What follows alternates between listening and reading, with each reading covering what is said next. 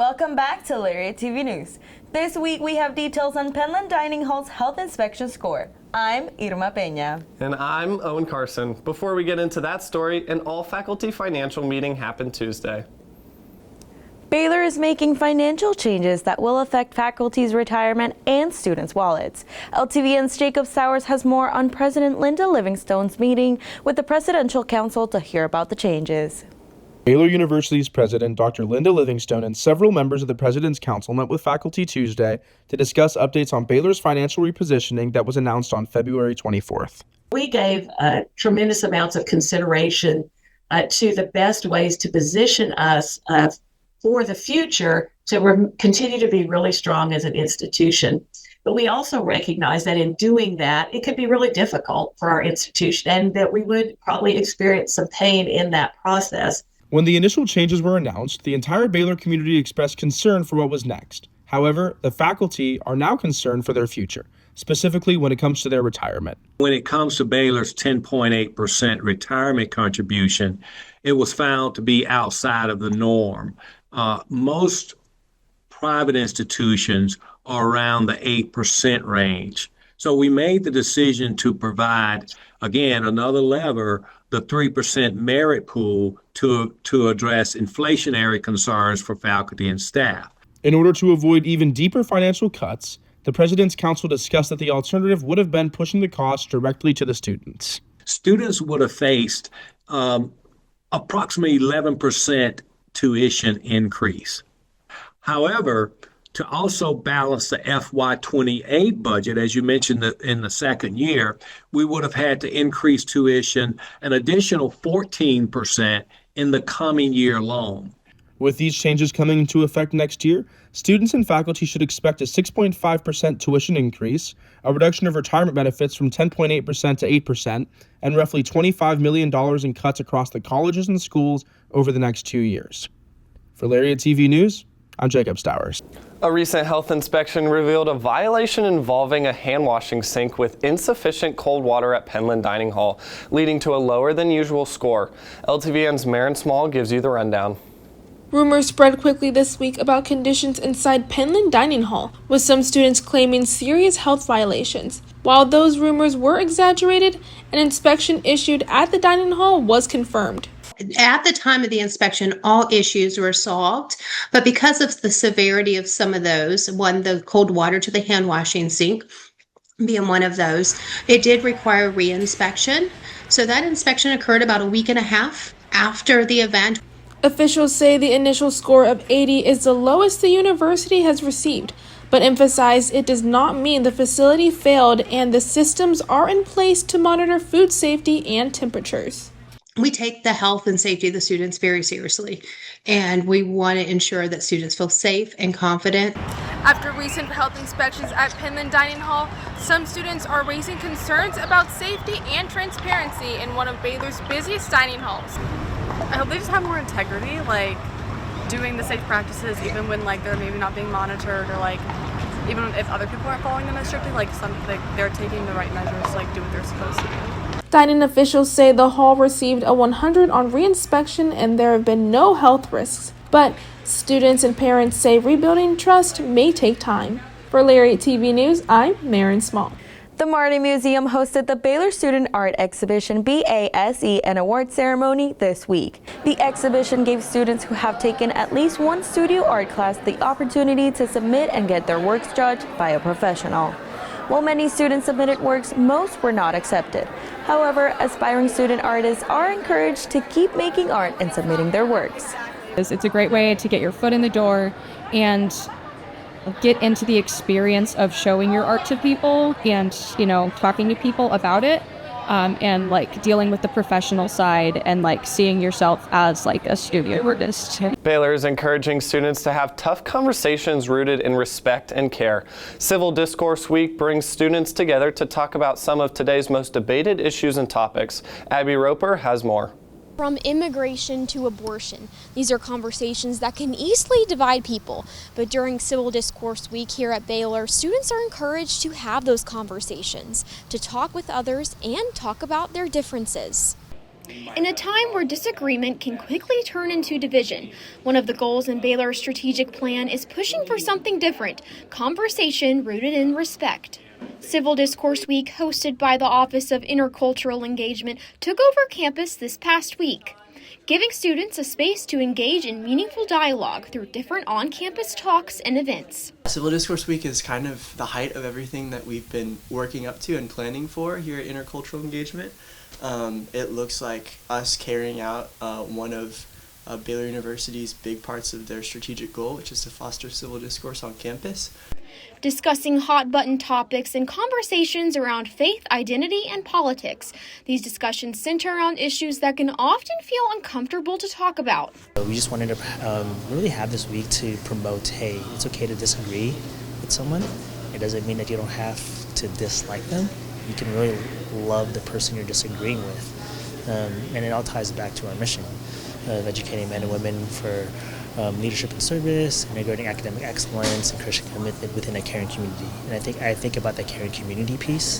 Hey, this is where we can be caring community to one another through difficult topics like this. Through interactive panels, guided discussions, and campus events, the goal is to help students learn how to listen and find common ground, even in their differences. It's all about relationships in the end, and understanding that our opinions on different topics isn't necessarily a stopping point for starting to love someone, but rather like a springboard to which you can love them better and more wholly. So. Civil Discourse Week reflects a larger goal at Baylor, preparing students to navigate through conversations while fostering a caring and respectful community. For Lariat TV News, I'm Abby Roper. Coming up next, a new hair business is coming to Waco. And we preview a worship event that will be held on campus starting Sunday night. Keep it here.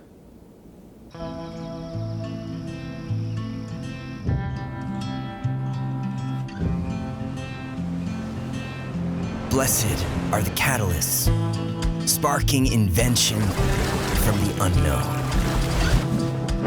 Strong are the generous, taking up the call to serve the world. Needed are the peacemakers, seeking common ground for the common good. But don't worry, you can still be fierce on game days. The work you do is faith in action, fueled by the light burning inside you. The world needs who you were made to be.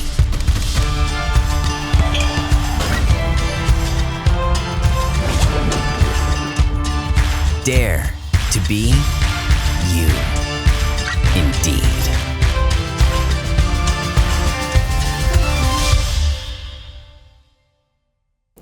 People of all ages are getting a new kind of learning experience, one that focuses on creativity and hands-on skills. The Waco STEAM Center is opening doors for everyone to explore STEM in a more engaging way. Riley Painter takes us inside the center. Here at the Waco STEAM Center, participants are doing more than just learning. They're gaining experiences by building projects and working with new technology. STEAM Center is really important because it helps people to build those problem-solving skills. A lot of times when we're out in the real world, we want to do something, we want to do it right the first time. And when you come to the STEAM Center, you get an opportunity to try things, make mistakes, learn from those mistakes, and try again. So it's helping to build that gritty perseverance that you really need to be successful out in the world. People of all ages here aren't just learning concepts, they're applying them in real time. From engineering builds to coding projects, the center offers hands-on experience that prepares participants for real-world challenges. We don't promote creativity. We let everybody come in here and just be creative, starting from the kids to the adults. There's no age limit in here. I know we work with kids from our Learn, Eat, and Grow class, teaching those guys about plants, to our older adults, for Senior Planet, just catching them up with technology. The goal is to create a space where creativity can grow, giving everyone the opportunity to explore new ideas and discover their interests. So you might do something in our Messy Maker space, you may be building with Legos or Connects, you may be checking out our immersive lab.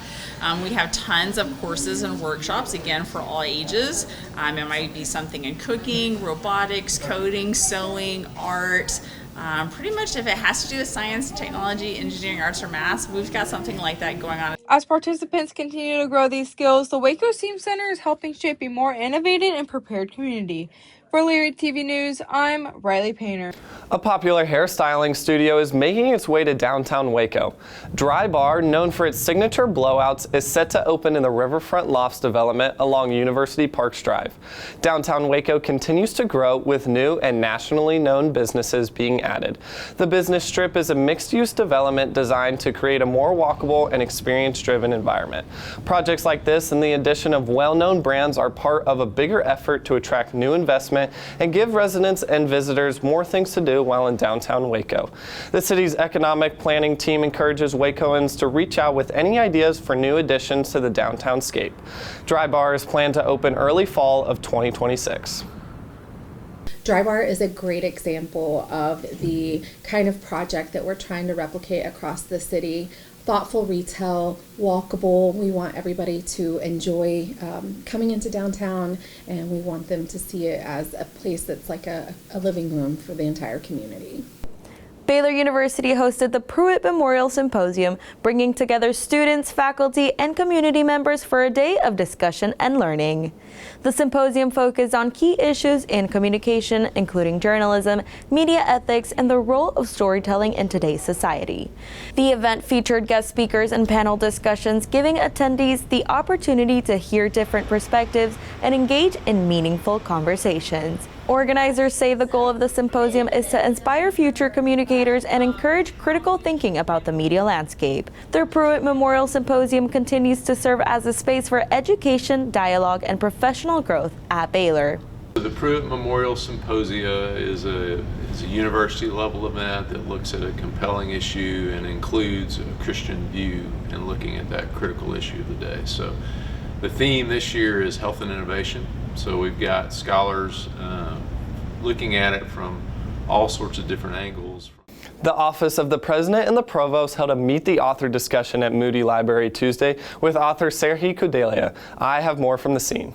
The Readers Meet the Author series highlights Baylor faculty's written works. Serhi Kudelia's book Seize the City, Undo the State, The Inception of Russia's War on Ukraine, discusses the beginning and impact of the conflict between Russia and Ukraine. Kudelia's Ukrainian background fuels his passion for his work. I bring my own moral judgment to this story, and I have my own view of what is right and wrong in this particular set of context. But I was trying in the book to present their case, right, and explain their logic and how they saw the situation without really bringing in some kind of a moral judgment on whether I agree or disagree. Kudelia demonstrates how the evolving Russian government has changed how they view fellow countries that border them. That this generation of the Russians, and Putin is a clear example of that Soviet generation of Soviet KGB race type of officers who believed in the need to preserve some type of great Russian power that is defined by the control over its neighbors. For Lariat TV News, I'm Owen Carson. FM 72 begins a time of prayer and worship over Baylor, the Waco community, and nations all over the world. FM 72, located on Fountain Mall, will last from Sunday to Wednesday with a 72-hour prayer tent beginning at 10 p.m. Every night at 8 p.m., there will be a time of worship and a set of speakers discussing various topics. Through worship, baptisms, and prayers, students can grow and learn more about faith while not straying away from campus. And so FM 72 really does, we desire to make a space where all students from any faith background can come and feel like, okay, I belong here. I may not worship like they worship or read the Bible like they read or used to that style of preaching, but I can come and pray and feel like I can stay here and linger for a while. Coming up in sports, we look into football's first day of spring camp. And we recap women's basketball ending in March Madness. Stay with us for all your Baylor athletic news. I'll never get used to this. I'll never get used to this. This is how I wanna live. Forever we'll be singing like, oh, I'll never get used to this. I'll never get used to this. I'll never get used to this. This is how I wanna live. Forever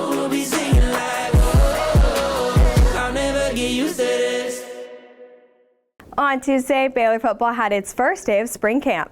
The Bears are looking to have a change in pace from last season's 5-7 record. Aiden Richmond brings key pieces of the Bears offseason. On Tuesday, Baylor football threw on the pads for its first day of spring camp. The Bears ended the 2025 season with a conference record of 3-6 and were offered a bowl game spot but declined to take up the offer. After seeing what we had this first practice, it was super clean, you know. You don't really see that often with the first practice, you know, with spring practice and stuff. So it was super efficient, you know, the communication was great. And so I think this should give us confidence going into the rest of spring for sure. And, you know, we have so many new guys, you know, we got to, with the weapons that we got, you know, we got to somehow come together and we got to focus on, you know, how can we play as a team. With the Bears losing Sawyer Robertson at QB, Dave Aranda sought out and got former Florida Gators quarterback DJ Lagway. Coach Aranda has already been impressed by his leadership on the practice field. I think there's multiple times DJ just being so early. This is practice one, and he's pulling guys aside. He's talking to guys. He's constantly kind of on the move and communicating, and it's just really cool to see.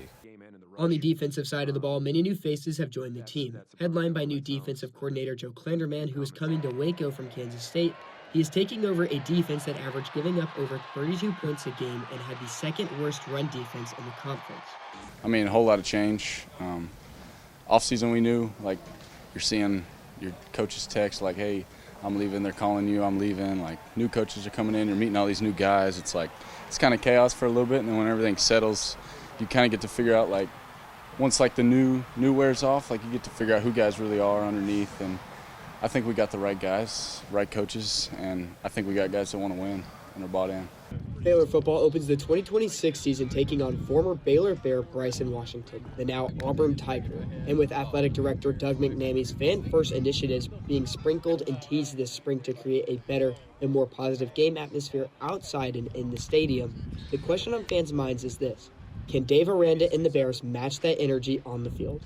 For Lariat TV News, I'm Aiden Richmond. Women's basketball season has come to an end after being eliminated from the NCAA tournament. The Bears won their first round game against 11 seed Nebraska 67-62, but fell in the second round to 3 seed Duke 69-46. Talia Scott led Baylor in scoring in both games, scoring 15 and 13. Baylor ends the season with a 25-9 overall record after reaching the second round of the NCAA tournament for the 22nd consecutive time. Baylor baseball bounced back with a 16-7 win against Incarnate Word Tuesday, and I have more from the fields. Baylor baseball bounces back with a 16-7 win against Incarnate Word Tuesday. It's definitely a great win for us tonight. It was good to get back on track. The last 2 weekends were not exactly what we were looking for, so it was great to come out this weekend or today, get a win, and I thought honestly the offense showed up amazing tonight. We scored 16 runs. Unbelievable. The Bears showed off the bats with a season-high 16 runs on 16 hits. Their 9th double-digit hitting performance of the season, including Tice Armstrong's 8th home run of the year. Yeah, I mean, these past 2 weekends, we started out really well and then kind of tickered off. So, I mean, getting the bats hot, being ready tonight was a great opportunity for that. We took advantage, but we really need to get the bats going and do some stuff on defense. Brady Jennings racked up a career high of 4 RBIs, which Charlie Atkinson and RJ Ruiz added scoreless appearances to seal the win. Yeah, we gotta keep working offensively. We gotta keep working at using our tools and using our skills, and that's what you saw tonight. Some of the bunt game, some of the run game, being very aggressive there. We've got to keep working at two-strike hitting, get balls in play, being able to get the situation part of the thing. The Bears hit the road for Houston for a weekend series against the Cougars. For Lariat TV News, I'm Brooke Hanford. Baylor Equestrian hits the road to face number 1 seed Oklahoma State in the semifinals after earning the number 4 seed for the Big 12 championship. The Bears are coming off a 11-8 loss against Fresno State. The Cowgirls are also coming off a 13-4 loss against SMU. The Bears are seeking their 5th Big 12 title and first win over the Cowgirls since 2019. The last time the two teams competed was in February, and the Cowgirls won 10-8. I feel like this competition's the most important to us. I mean, obviously we want to make it to nationals, so this is kind of a do or die moment. Like, we've got to compete well, we've got to really be strong and come in ready to win. On Tuesday, Baylor softball took on UTA after a tough weekend series against the University of Texas. Charlie Cole was there to bring you all the action. Softball picked up an 8-0 Mercy Rule victory over UT Arlington Tuesday. It was a bounce-back win for Baylor after it dropped 2 games last weekend against Texas. The Bears quadrupled their run total from last weekend, thanks in large part to some adjustments at the plate. We have a technique that we go to whenever we're having trouble with timing called slash hitting. You minimize what you're doing, distance magnifies error, so we're minimizing some of the stuff we do in our stance so that we can be more of a contact hitter. And girls went to that, and I thought squared up the ball pretty well after that. Peyton Tanner, Lexi Warnke, and Sadie Ross each pitched 2 innings for Baylor, combining for a shutout on just 4 hits and 5 strikeouts. Shortstop Amber Tovin led the way on offense with 2 hits, 2 runs, and 1 RBI. The night was capped off by a pinch hit walk-off double by freshman walk-on Ella Brown in her first plate appearance of her college career. I was quite nervous. I haven't had really any at-bats this season, but I was just so blessed to have my teammates come up to me and tell me that this is really all that I've been working for and it's a great opportunity. And so I just took them with me during that at-bat and I just let her rip. The walk-off was a special moment for everyone involved, including head coach Glenn Moore, who emphasized his team's culture and togetherness. I told Coach Diaz when we were coming off the field, I said, that's why I coach right there, to give a kid an opportunity that hadn't been in a game all year, a walk-on that comes here just to help the program. And we had another one at third base that hadn't been in a game either. So those two together being able to finish the game, that's why you saw the dog pile, because we've got a great culture over there in the dugout. They fight for each other, they love each other, and they celebrate each other's success. So that was a big deal for everybody in that dugout, not just the 2 on the field. Baylor moves to 21-9 on the season, and it will return to action Friday as it travels to take on Arizona. For Lariat TV News, I'm Charlie Cole. Softball is headed west for its 3rd straight ranked series. Getting back into conference play after a quick break, the Bears will take on the University of Arizona. Heading to Arizona with a 5-1 start to conference play, the Bears are looking to build on their win over UTA on Tuesday. For senior Amber Tovin, it is a return to her old grounds after she transferred away. She has 5 home runs, currently leads the team with 26 RBIs, and is riding an 11-game on-base streak. I think we have good momentum as far as Big 12 play. I know Texas, we didn't do so great, but I think, Texas is a good team. They had good competition, and it was good for us to see that, especially going into this weekend with Arizona, because they're a great team as well, and so I think it'll be a good matchup. And as long as we keep the energy up and do what we need to do on the field, I think we're going to do just fine. That wraps it up for sports this week. Be sure to stay up to date on all things Baylor athletics by following the Lariat on social media. Back to you guys. Thanks, Brooke. That closes out our newscast this week. Make sure you're keeping up to date by following all Baylor Lariat socials. We hope to see you next Thursday for our early newscast before Easter break. Until then, have a safe week, and as always, sick 'em Bears.